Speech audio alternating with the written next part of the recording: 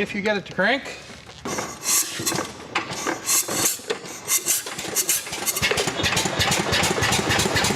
hopefully it runs.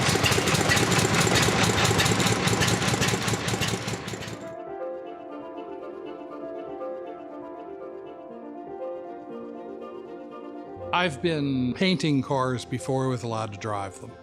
So I've been restoring cars, and I've collected Packards since I was 17 years old. My dad said, if you're gonna buy an old car, the 49 Packard was the best car I ever owned.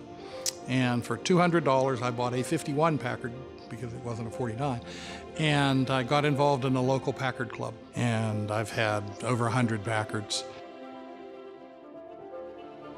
We have 4 people that restore cars for us. We do customer work.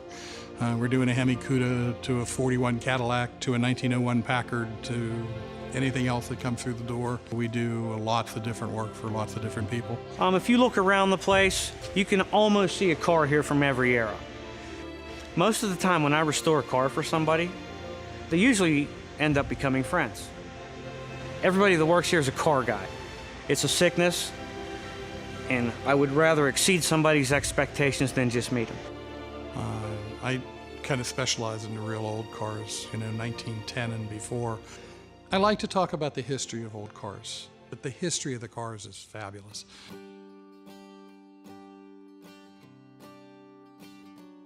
The Vintage Grand Prix, I think, does well at the racing history, the antique car history, as well as basically what was made throughout time. There's events every day for 2 weeks. On Monday night, there's Walnut Street, and they get about 100 cars lined up on Walnut Street, and the owners can stand around and talk about the cars, and there again, see lots of interesting stuff. On Tuesday night is the Waterfront in Homestead, and they get 800 cars.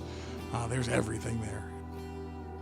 On Wednesday night, we take over the bridge next to PNC Park, and there'll be a couple hundred fabulous cars.